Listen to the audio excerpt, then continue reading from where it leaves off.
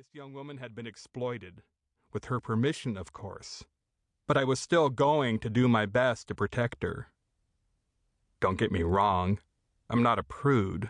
I've edited and enjoyed sexual and violent films that were far more graphic, but I'd spotted honest, transformative vulnerability in that young actress's performance. Though the director and the producer thought she'd just been acting, had created her fear and shame through technical skill, I knew better. And so, by editing out the more gratuitous nudity and focusing on faces and small pieces of dialogue, and by paying more attention to fingertips than to what those fingertips were touching, I was hoping to turn a sleazy gymnastic sex scene into an exchange that resembled how two people in new love might actually touch each other. Was I being paternalistic, condescending, and hypocritical? Sure. After all, I was being paid to work with exploiters, so didn't that mean I was also being exploited as I helped exploit the woman? And what about the young man, the actor in the scene? Was he dumb and vulnerable as well? Though he was allowed, was legally bound, to keep his penis hidden, wasn't he more exploited than exploiter? These things are hard to define. Still, even in the most compromised of situations, one must find a moral center. But how could I find any center with that knocking on the door? It had become an evangelical pounding, bang, bang, bang, bang.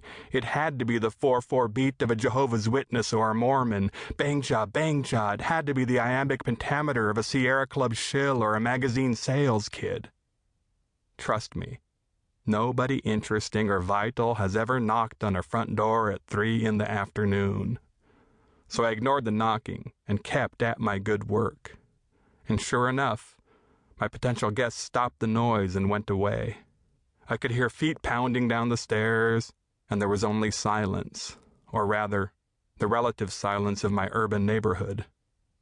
But then, a few moments later, I heard a window shatter in my basement. Is shatter too strong a verb? I heard my window break. But break seems too weak a verb.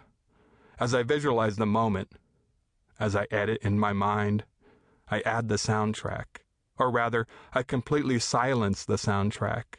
I cut the sounds of the city, the planes overhead, the cars on the street, the boats on the lake, the televisions and the voices and the music and the wind through the trees, until one can only hear shards of glass dropping onto a hardwood floor.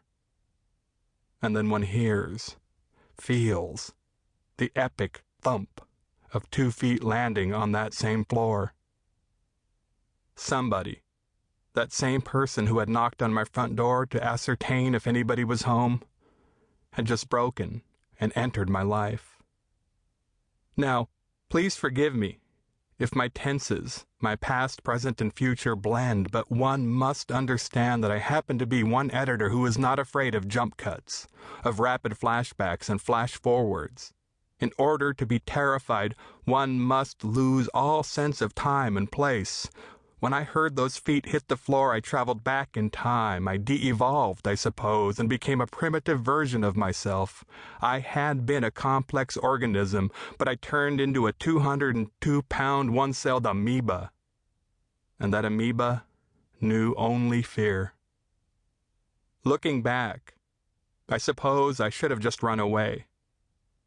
I could have run out the front door into the street, or the back door onto the patio, or the side door off the kitchen into the alley, or even through the door into the garage. Or I could have dived through the dog door, cut into the garage, and made my K9-like escape. But here's the salt of the thing. Though I cannot be certain, I believe that I was making my way toward the front door. After all, the front door was the only place in my house where I could be positive that my intruder was not waiting. But in order to get from my office to the front door, I had to walk past the basement door. And as I walked past the basement door, I spotted the baseball bat. It wasn't my baseball bat. Now, when one thinks of baseball bats, one conjures images of huge slabs of ash wielded by steroid-fueled freaks.